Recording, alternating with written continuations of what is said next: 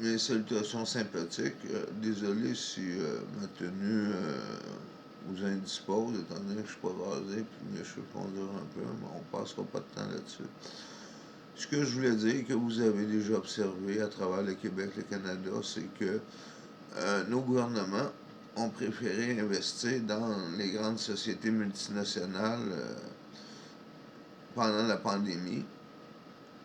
Disons que juste avant la pandémie, il y avait un gros travail qui avait été fait pour les PME pour avoir beaucoup de produits qui étaient moins nocifs pour l'environnement, qui étaient plus zen, puis qui étaient plus nobles, si on pourrait dire. Et les gouvernements, ça c'est pas juste à travers le Québec et le Canada, regardez un peu à travers le monde, puis les gouvernements ont tous réagi de la même façon. Ils ont encouragé les grandes sociétés multinationales au détriment des PME qu'ils ont laissé aller à la fermeture, beaucoup d'entre elles. Qu'est-ce que je pourrais dire là-dessus? Je pourrais dire que je suis pas contre les multinationales. Je suis juste pas d'accord à ce qu'on néglige autant les PME. Les PME, c'est des particuliers simples qui ont ça. On se doit de veiller sur eux. Puis vous le savez, les PME employaient autant d'individus que les PME dans leur société. Et selon moi, c'est plus zen de travailler pour des PME que des grandes entreprises qui finissent toujours par castrer économiquement les gens pour faire plus de profit. Alors que les PME se veulent un peu plus nobles, si on pourrait dire, dans l'âme. Je me perds dessus, je me perds pas. Qu'est-ce que je pourrais dire à part ça? Que je pourrais dire à part ça? Vous avez tout constaté avec moi ce qui s'est passé depuis la pandémie.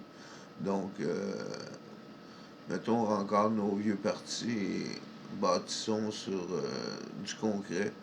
Donc, ce qu'il faut faire, c'est pas l'insurrection des peuples. Il ne faut pas inciter les gens à faire des insurrections. Ça donne à rien d'être avec le gouvernement américain pour inciter les gens à faire des insurrections.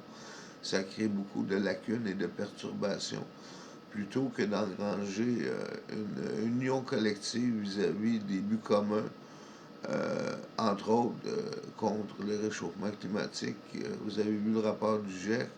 Ils disent que 3 ans avant qu'il y ait un point de non-retour, ça veut dire qu'on aura beau tout faire après ça, il n'y a rien qui va pouvoir changer ça. Il va avoir été trop tard. Donc, réveillez-vous. Au pire, ces gens-là se trompent de 2, 3 ans.